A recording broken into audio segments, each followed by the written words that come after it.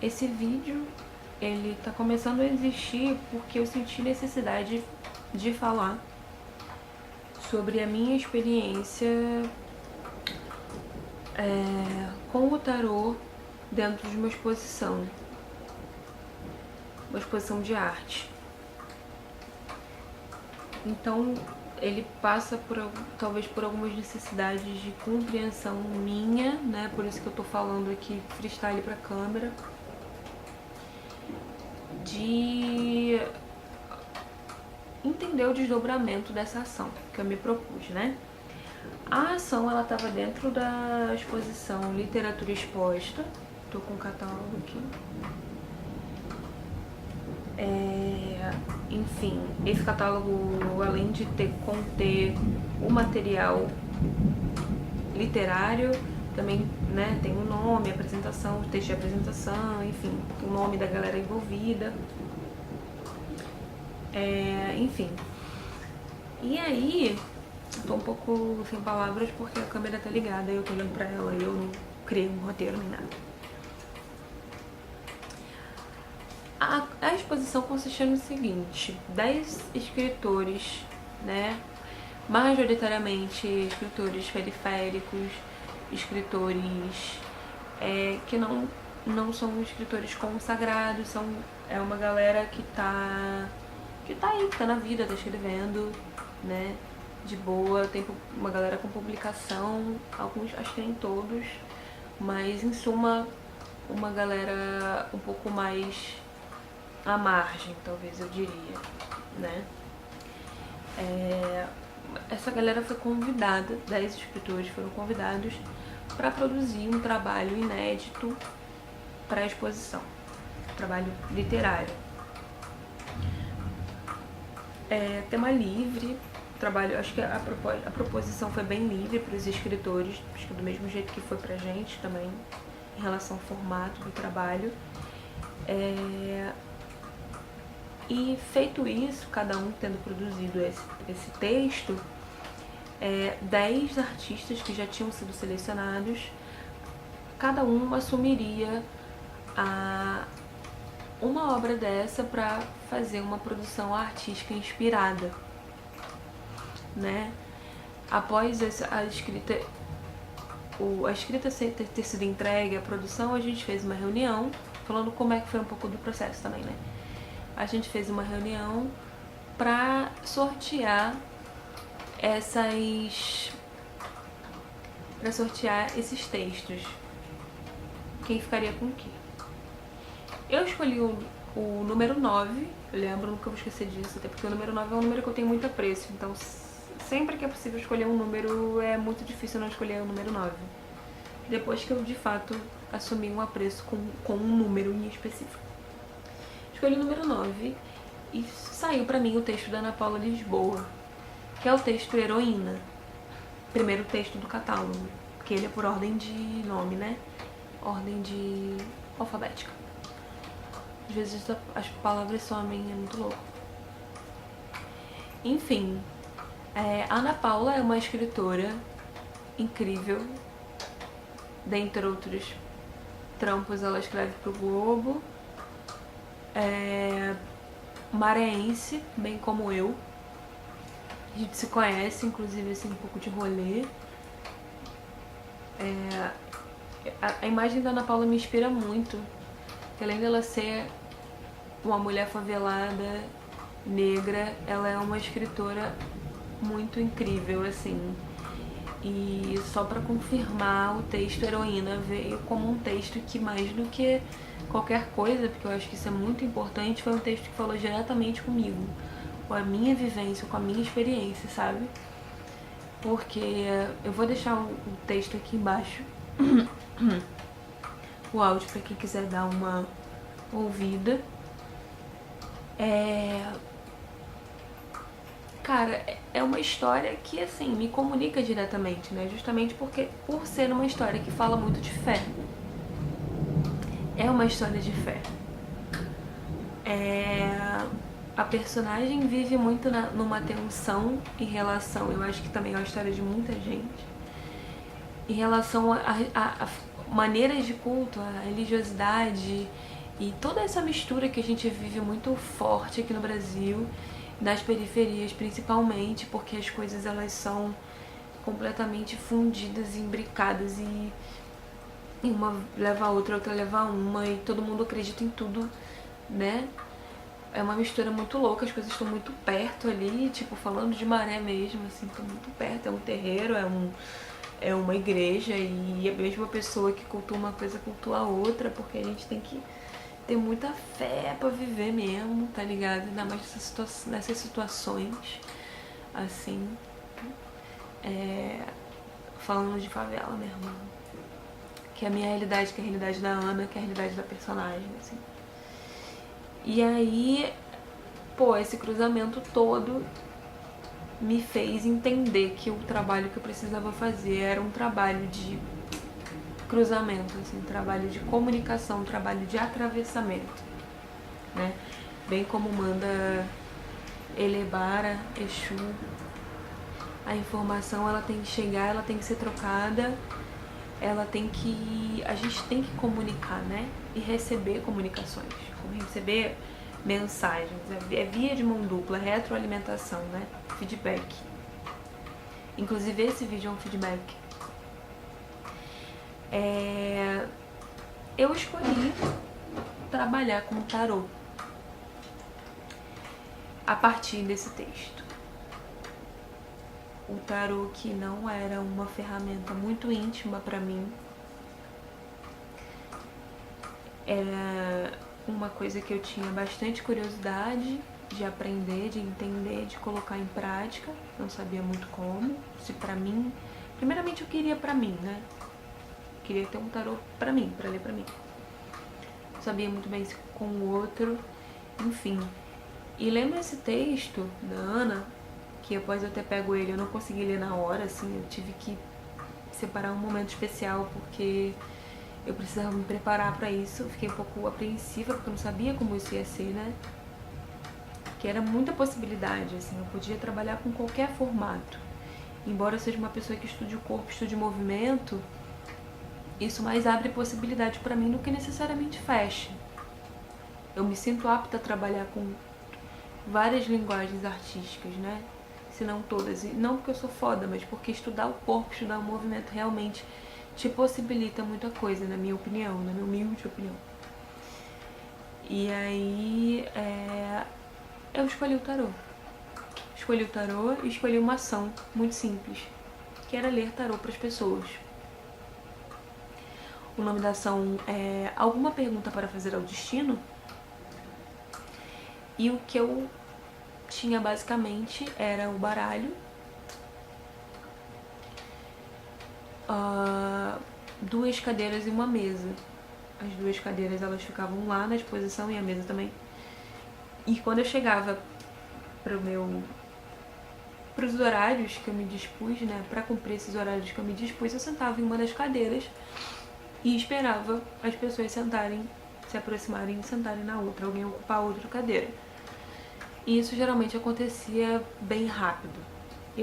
Nenhum desses dias que eu fui, eu precisei convidar alguém para se sentar. A partir do momento que eu sentava na cadeira e começava a organizar o baralho, alguém automaticamente vinha, ou já sentava, pedia licença para sentar, dizia que estava esperando, já estava esperando, ou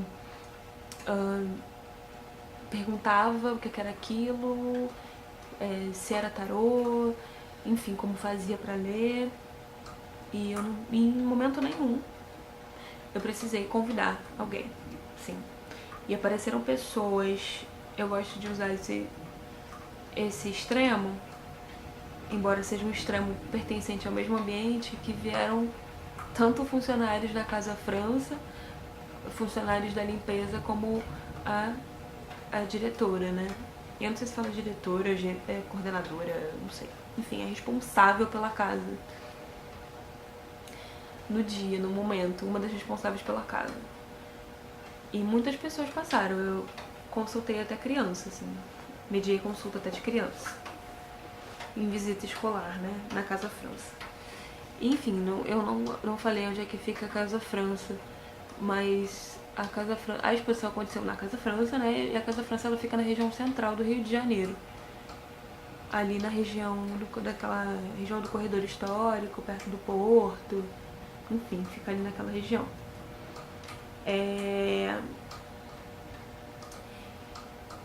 E o tarô que eu usei agora pra falar do tarô foi o tarô dos orixás, que é esse tarô aqui. Ele é organizado pelo Zourak.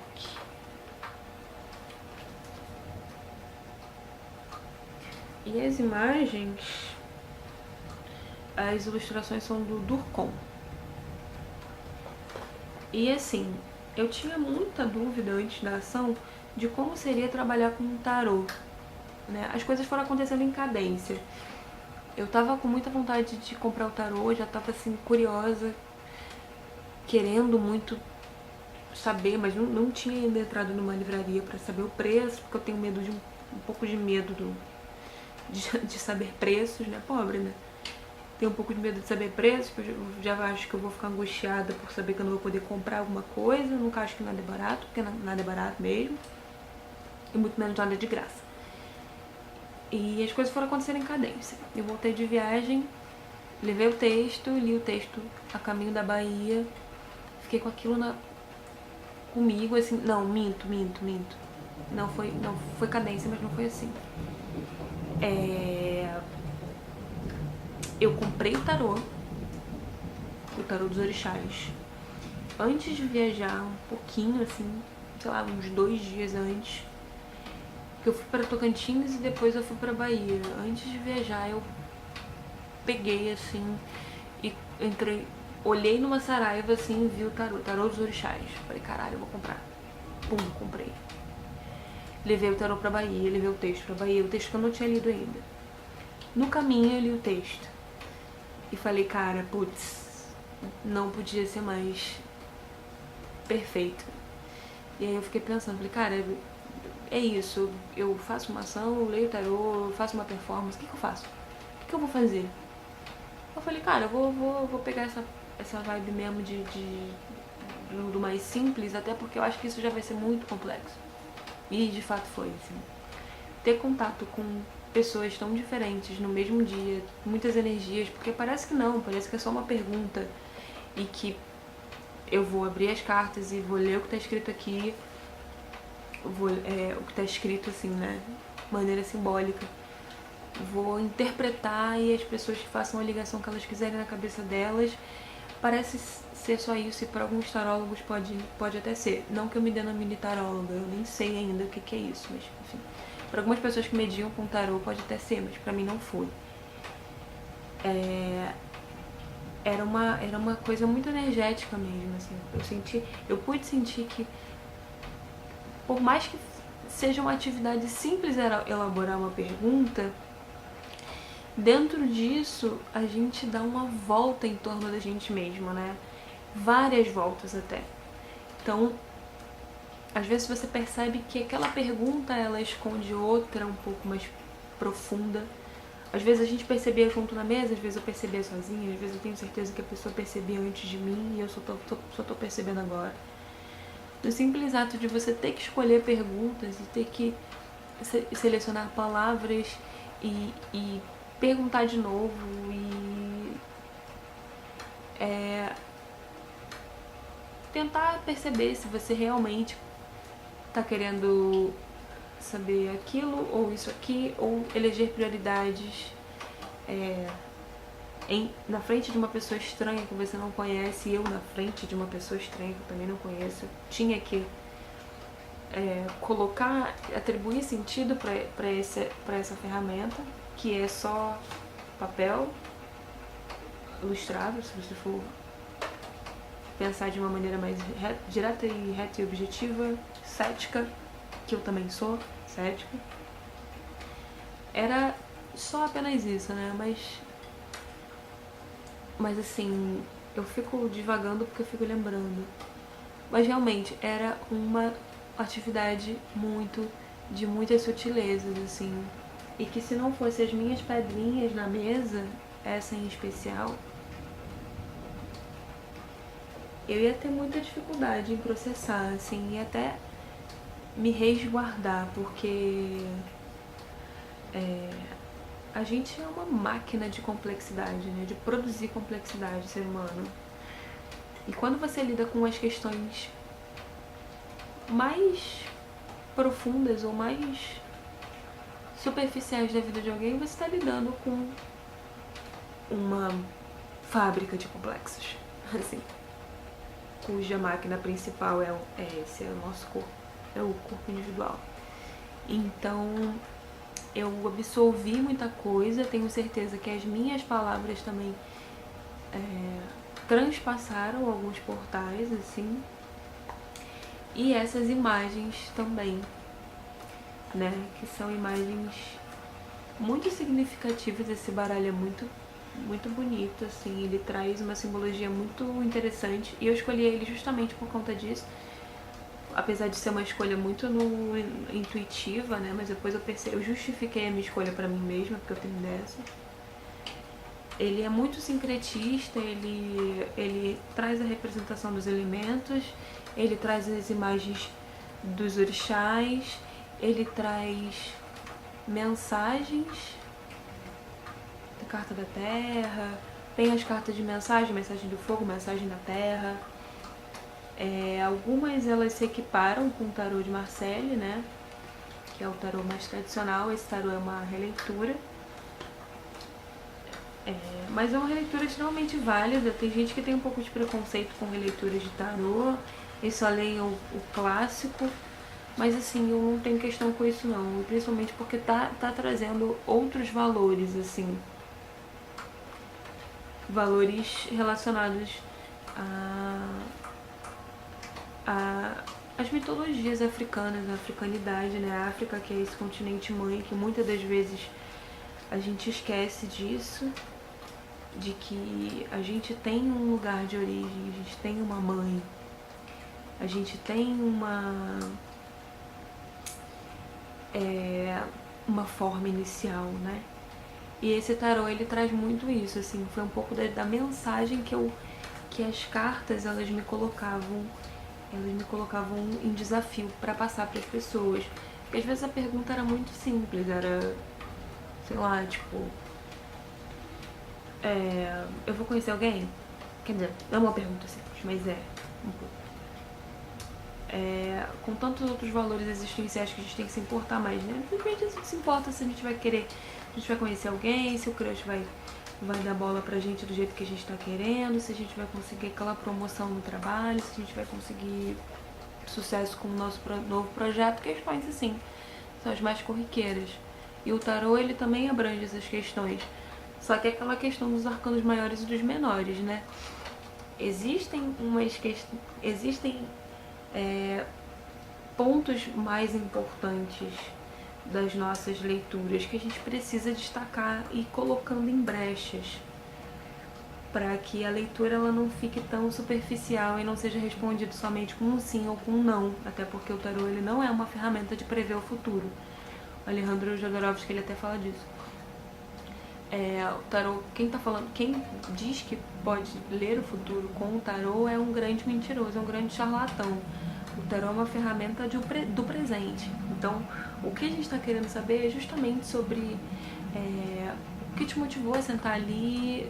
Eu trazia bastante isso para as pessoas. O que te motivou a sentar aqui na minha frente, o que te motivou a fazer essa pergunta e não outra.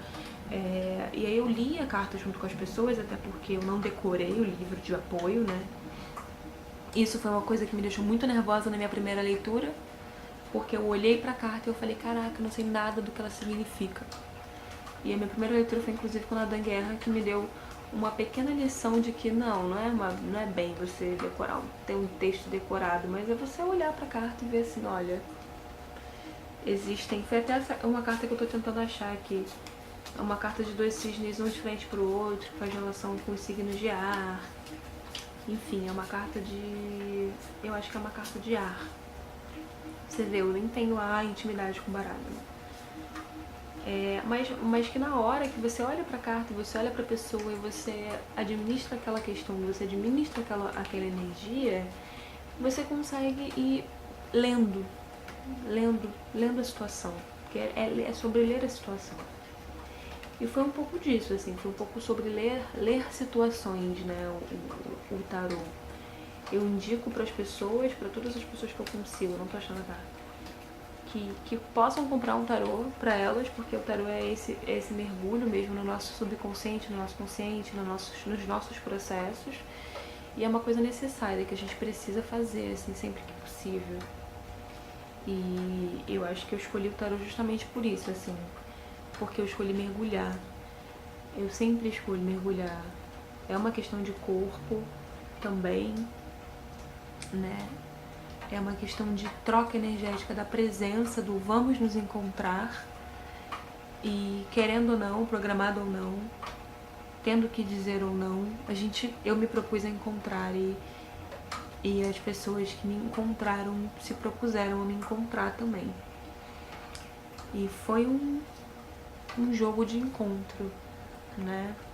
Eu tenho muito mais coisa para falar sobre isso, mas eu acho que eu também estou administrando a experiência e caso eu vá repeti-la, eu vou ter mais ainda bagagem para somar e ter mais coisas para falar e de certa maneira eu vou comunicando isso de alguma forma. Esse vídeo foi só uma maneira de dar cabo um pouco do que eu tinha para falar, assim, em relação ao tarô. E as descobertas que eu tive no encontro, assim. Seria interessante de falar sobre casos, mas eu acho que eu não sou muito boa nisso também. Falar caso a caso, sabe? Talvez eu fale, assim, corriqueiramente ao longo.